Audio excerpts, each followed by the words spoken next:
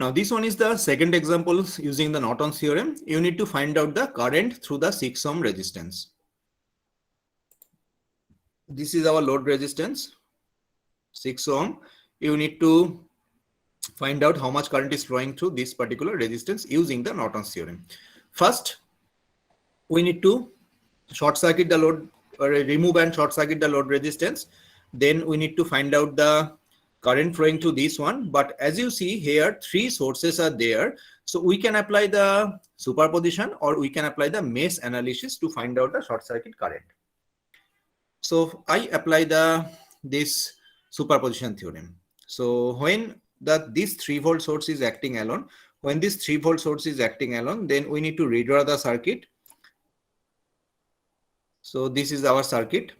All the other sources are removed and replaced by their internal resistance. If it is ideal, then short circuit the voltage source terminal. Then you need to find out the current flowing through the short circuit link through the 3 volt source acting alone only. How to find out this one? Again, from the 3 volt source, one current will generate. This is called the total current. This current will distribute itself. Some part of the current flowing to this 4 ohm resistance and some part of the current will flow through this 2 ohm resistance. We are interested to this current only, because this current, the current which is flowing to the 2 ohm, is actually the current flowing to the short circuit link, isn't? Yes, sir. Yes, sir. So first we need to find out the total current, which is equal to 3 divided by these 4, and these 2 are connected in parallel. With this parallel combination, this 4 is connected in series. So 4 plus 4 parallel 2. It's coming, whatever it is coming, into, means into, this is the total current, into the opposite path resistance. So opposite path resistance is this 4 into the 2 parallel path, summation of the 2 parallel path resistances, or 4 plus 2. Okay. Any problem to understand this particular equation?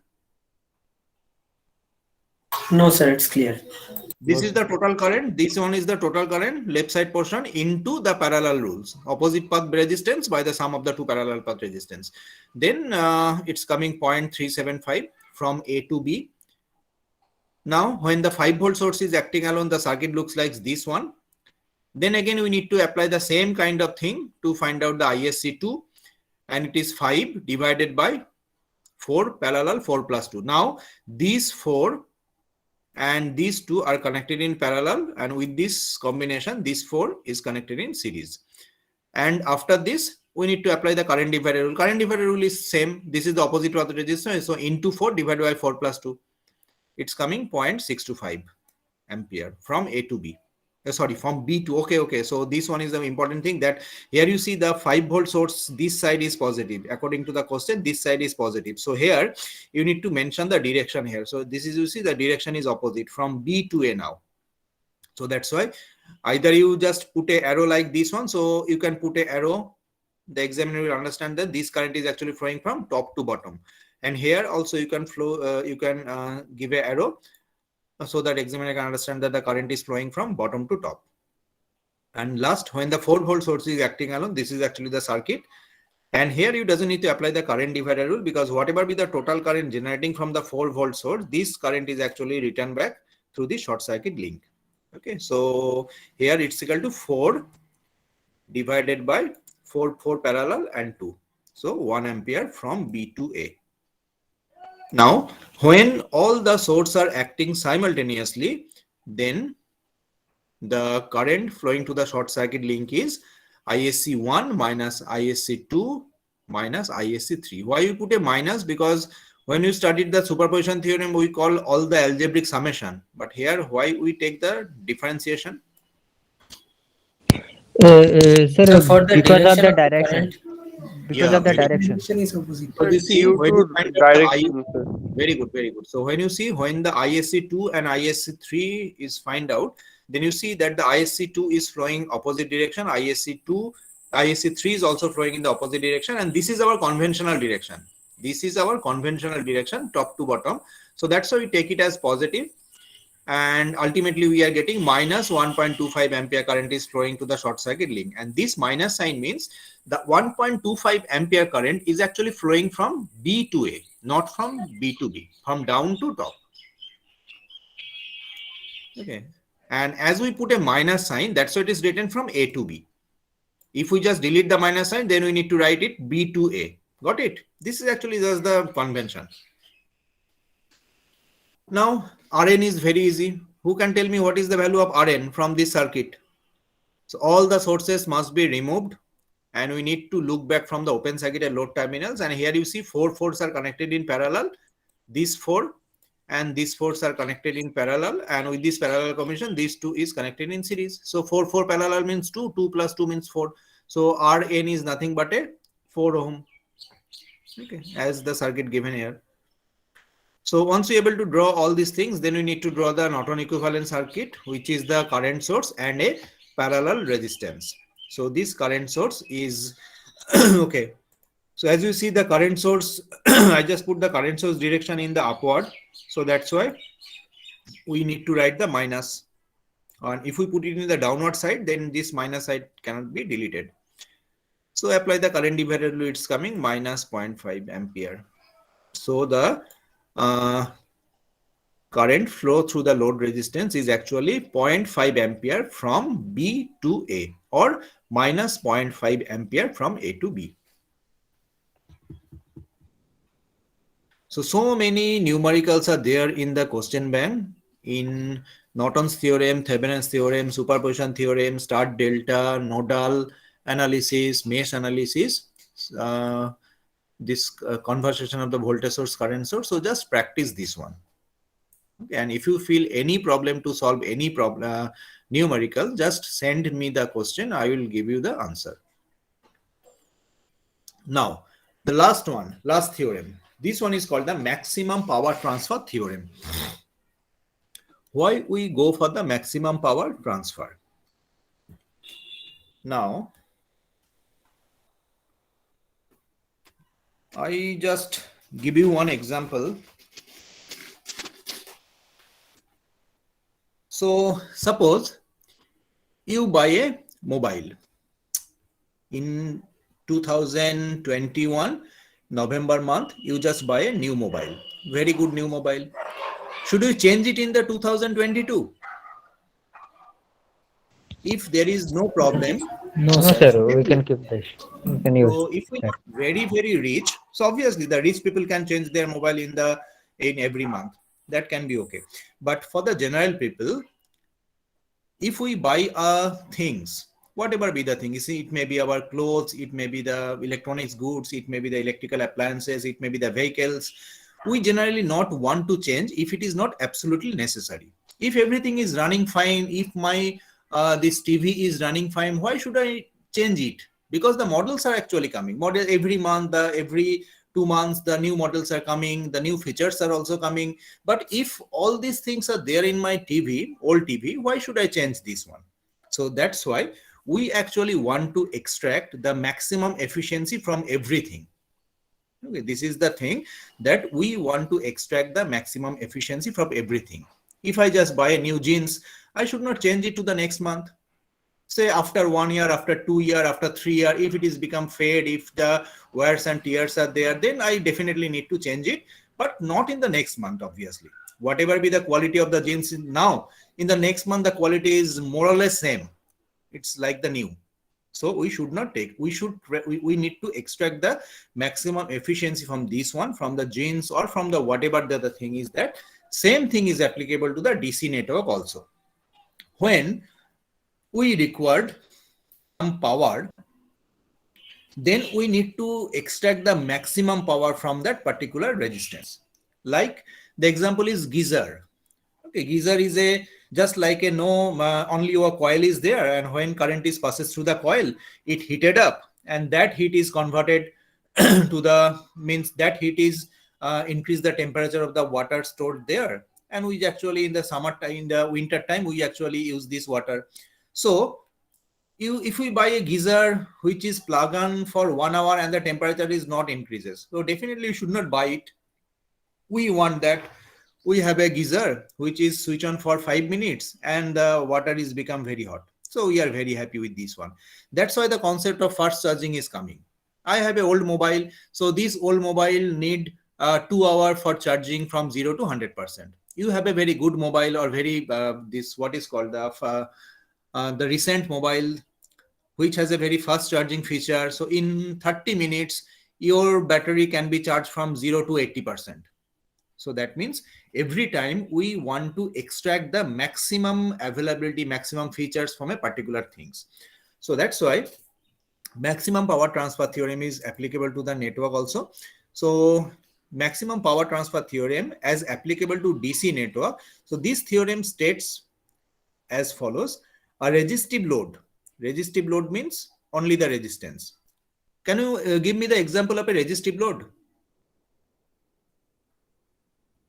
Load means the bulb is one of the load, the fan is load, the TV is load, electrical load obviously, the AC, geyser, whatever be the electrical appliances we have, it actually consume the energy, electrical energy. So this one is called a load. Like our laptop is also electrical load because we need to charge the battery. And when during the charging time, it actually extract the energy from the wall socket to the battery. So that's why it's become electrical load also. So can you give me the example of a resistive load? Sir, geyser. You Geyser already is said. one of the electric load. Very good. Sir, Resistive heater. load. Geyser Heater is one resist. of Heater. the Yes. immersion heater is one of the resistive load. But the basic example is like if this normal incandescent bulb or the normal bulb, not the LED bulb. This normal filament bulb is one of the basic example of the resistive load. Okay. This tube light, which is called the fluorescent lamp scientifically, is not a electric resistive load. The fan is not a resistive load. They are electrical load, but they are not purely resistive load. Purely resistive load means only the resistance is there, which is heated up. That is called a resistive load. So either this heat is used to heat up something, or that heat can be used to glow the lights like the bulb. A resistive load will abstract maximum power from a network when the load resistance is equal to the resistance of the network as viewed from the output terminals, when all energy sources removed leaving behind their internal resistance. So that means when the load resistance RL is equal to the internal resistance of the network. Internal resistance of the network means when all the sources are removed from the network or replaced by their internal resistance. And if you are looking back from the network to the network from the open circuit load terminals, then whatever be the resistance offered by the network is called the internal resistance. Same as the Norton's resistance and the Thevenin's resistance. So you see, all these things are same, only different names are used. So when the internal resistance is equal to the load resistance, then only the load resistance abstract maximum power from this particular network. Got it? So in this particular network, can somebody tell me when the load resistance RL abstract maximum power? In this sample figure? So I think when internal resistance is 0. Where it is written that when the internal resistance is 0? It is written that when the internal resistance is equal to the load resistance. Oh, okay, sir. So that means the equation is the RL will abstract maximum power. That means maximum current will flow through the RL. If the maximum current is flow through the RL, then only the maximum power is consumption, because it's nothing but the I square into RL. So when the load resistance is equal to the internal resistance how much? Internal resistance is Rg plus R. So when this condition is satisfied, then only the load resistance abstract maximum power from the network. Sir, can I answer? Yes. Sir, the formula of power is I square R. So Yes. if we replace the I part with V by R plus Rg plus R, then if we just take the differentiation, then the denominator will be RTH and RL. Sorry, RL and Rg plus R. So if we equal that, so I think from that we can get. Yes, because the proof is also there. I'm not actually giving the proof. This one is the proof. Whatever you said, I just in the next slide, I do the same kind of thing. Okay. This is actually a statement. In your syllabus, the statement plus the proof is also there. Means that is actually the statement. When the load resistance is equal to the source resistance, then only the load resistance will abstract maximum power. This one is the statement of the maximum power transfer theorem. Then we need to prove this expression or equation. RL is equal to Rg plus R. When this condition is satisfied, then only the maximum power abstract to the load resistance. With that, we need to prove it. How to prove it? Then the circuit current. In the previous figure, what is the circuit current? Circuit current is E by Rg plus R plus RL. Okay, RL plus Ri. Ri is actually called the internal resistance. Ri is actually Rg plus R. Rg plus R. Okay. Now power consumption by the load resistance PL equal to I square into RL. I equal to this one. So just replace the value of I by E by RL plus Ri into RL, it's become E square RL by RL plus Ri whole square. This is equation number 1. Up to this is clear? Yes, sir. So this one is the expression for power consumption to the load resistance. Then we need to find out this power is maximum or minimum. And from your 12th standard knowledge, you know that to find out something is maximum or minimum, we need to take the derivative of this kind of thing with respect to this particular variable. So for power PL to be maximum, we need to take dPL by dRL equal to 0, because here the dRL is the variable. Load resistance is a variable thing. So differentiate the equation above, we get and equate it to 0. So ultimately we are getting this, the solution is also there. Ultimately we are getting RL equal to Ri. So if you just take the differentiation of this expression 1 with respect to RL and equate it to 0, this condition come RL equal to Ri. So this is the proof that when the load resistance is equal to the internal resistance of the network, then only the load resistance will abstract maximum power from the network. And the value of the maximum power is E square by 4 Ri. But I don't prefer to remember this formula, because this formula is applicable to that particular circuit only. If the circuit is changed, this formula is not applicable. Okay. So don't try to remember this one. It's very easy how to find out the maximum power. You have the condition. So from the condition, you can get the values of the RL. And after finding out the value of the RL, we need to find out the current. And once you find out the value of current, just do the I square RL. You get the value of the maximum power. Okay. Don't need to remember this formula. Like this one, find the value of R in the circuit such that maximum power transfer takes place. What is the amount of this power? Two questions are there. One is the condition for the maximum power transfer. Second one is the amount of maximum power. Okay. So let's see how to solve this one. First, we need to remove all the sources from the network and also the load resistance to find out the internal resistance of the network. And this one is actually the circuit. This one is actually the circuit. Now, who can tell me what is the internal resistance of the network?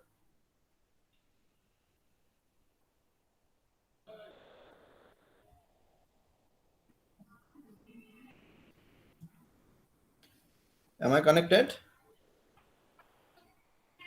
Hello. Yes, sir. Yes, sir.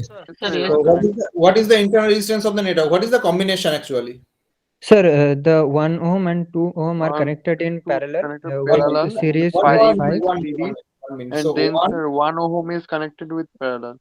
1 2 and 2 with connected parallel. Then 5. Then 5 5 is connected with series, series. and then Series. 1 Then is the whole parallel. thing is parallel with 1. Very good. So you see, 2 and 1 are connected in parallel. These 2 and 1. Okay, this 1 and these 2. With this combination, this 5 is connected in series. That's why plus 5 is written. And with the whole combination, the last one is connected in parallel. So again, I have mentioned that always try to write the equation like this when you want to find out some equivalent resistance using the parallel or this series sign. Then you just do the calculation. Ultimately, it is coming 0.85 ohm. So the condition is that when the value of this R, load resistance, become 0.85, then only the maximum power is transferred to the load side. So according to the maximum power transfer theorem, R, that means the load resistance, equal to Ri, that means the internal resistance, which is equal to 0.85 as we have calculated. Now, what is the amount of power? Then we need to draw the circuit. Now replace the value of load resistance to their actual value 0.85. Then we need to find out the power. How to find out this one? So you see, a very big equations are there. You can easily solve it using the nodal analysis, using the mesh analysis, but I am just try to solve it by the normal Ohm's law, voltage by current equal to the resistance, like this one. How? So you see, this big expression has the three parts. Part 1, this is the part 1, this is the part 2, and this is the part 3. Why this part 1, part 2, and part 3s are there? Because this is the what? This current is called what? The current which is generating from the battery is called what? This is actually the main current in the circuit. Okay. Then this current is divided in two parts. One part after this point. Are you listening? Yes, sir. Yes, sir, we are listening. Yes, sir. Yes, So sir. after this point, some part of the current will flow through the 2 ohm resistance, some part of the current will flow through this 5 ohm resistance. Again, at this point, some part of the current is flow through this resistance and some part of the current will flow through this particular path. And we are interested to this particular current only. So that's why as the current is divided in 2 times, so 2 parallel rules are applied. So first, how to find out the total current? So total current is 4, because this is the only one voltage source here, 4. Now you need to look the network from the battery terminals. And if you just look the network from the battery terminals, then try to find out the equivalent resistance. You see, this one and this one are connected in Parallel. parallel. So you see 0.85 and 1 are connected in parallel. With this parallel combination, 5 is connected in. Series. So that's why you see plus 5 is there. And with the whole combination, these 2 is connected in. Parallel. So you see, that's why the parallel 2 is written. And at last, this one is connected with the whole combination Series. With series.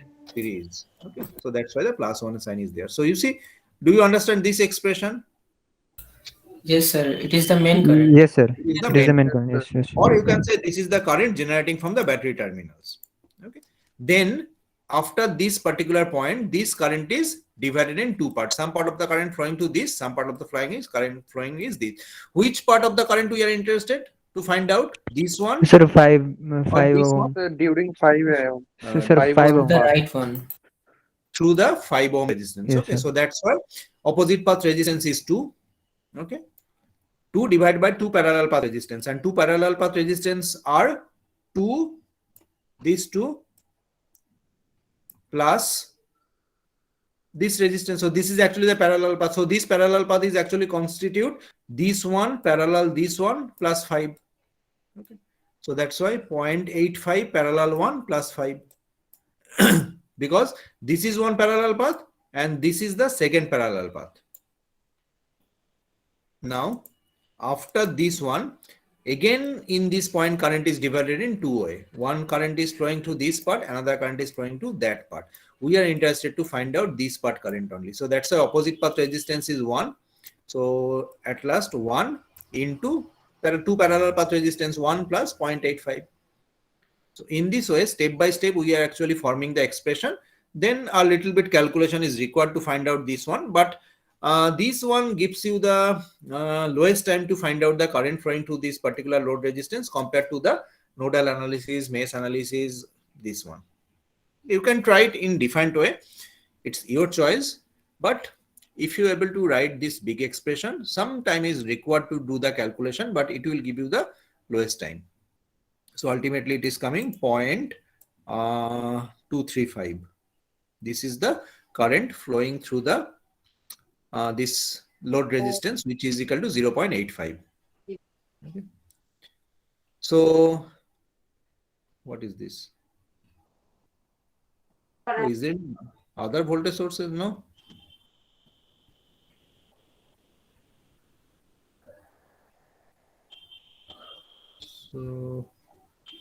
So this is actually the current, and if you want to find out the power consumption, then why it is written 4 volt source is acting alone. This is the other example. Let me see.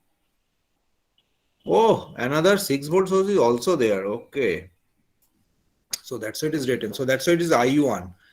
So this is the IU1. And when The 6-volt source is acting alone. This is actually the circuit, but fortunately you doesn't need to apply the current divider rule. Why? Because whatever be the current generating from the 6-volt source, this current is actually returned back through this load resistance. So no current divider rule we need to apply here. So we need to solve one big expression only, 6 divided by the equivalent resistance of the network looking from the battery terminals. And if you just look the network from the battery terminal, you see this one and these two are connected in parallel. With this parallel combination, 5 is connected in series. With the whole combination, this one is connected in parallel.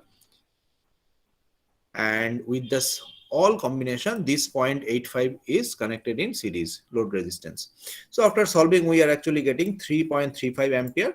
So when all the voltage source are acting simultaneously, it's equal to I equal to I1 plus I2 or 0.375 ampere. So this is our load current. Then the power consumption, maximum power is this current square into the resistance value or 12 watt. So in this way, you need to solve the maximum power transfer theorem problem. One alternative solution is also there. Okay, here you see, this is actually the thing where we need to find out the I1 and I2. So here you see these three resistance are connected in what fashion? They are connected in star or they are connected in Delta, sir. Very good. They are connected in delta, because you see this point is actually same point here. So if you just draw this one like this, then it looks like a delta. Though actual figure it's not looks like a delta, it looks like a rectangle, but actually these 2 points are same. So if you just redraw this thing, it looks like a delta. So our first step is to convert this delta mesh. This one is actually the delta mesh to the star mesh.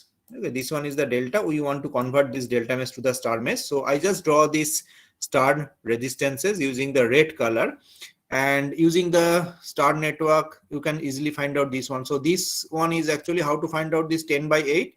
It is actually the resistance which was connected to this particular node, 5 at 2. So 5 into 2 divided by 5 plus 2 plus 1, 8. What is this 5 by 8? So 5 into 1 by 5 plus 2 plus 8. And this one is 2 into 1 by 5 plus 2 plus 8. So in this way, we just convert the delta mesh to the star mesh. So after converting, we just remove the delta resistances value. So finally, the loops become this one. Now here you see this 10 by 8 and this one, they are connected in this 10 by 8 and 1. They are connected in Series. So that means Series, 10 by 8 plus 1, 18 by 8.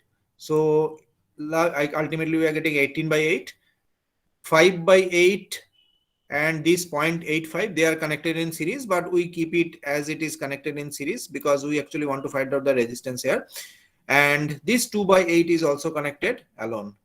Now you see this complicated network is converted in a simple form like this one. Now you just apply your mesh current analysis to find out the value of I2, because whatever be the value of this I2, this current is actually flowing to this particular load resistance.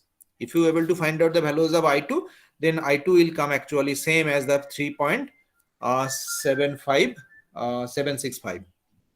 So this is the another procedure how to find out the load current.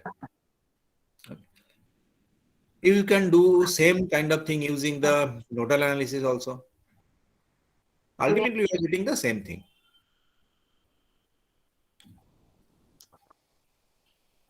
Now, this is probably the last numericals in this maximum power transfer theorem.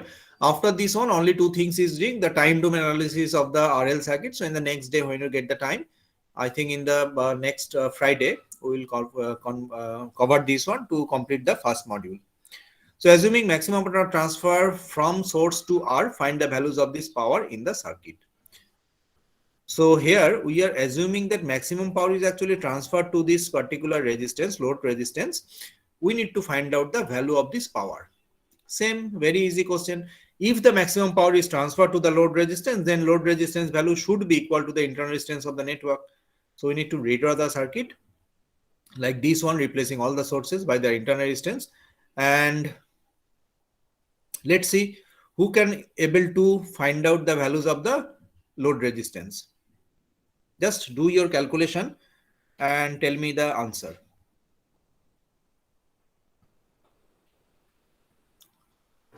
I'll give you 1 minute time. 1 minute time is sufficient to find out the values of the load resistance. Just do little bit calculation. It will practice all these things, because in the exam time we need to So Do a lot. 7.4, 7.4, sir. very quickly.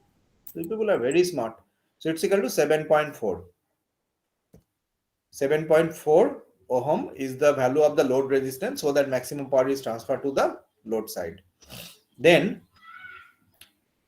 next part is we need to find out the values of the power also. So 7.4 is replaced in place of R, which was connected initially as a load resistance.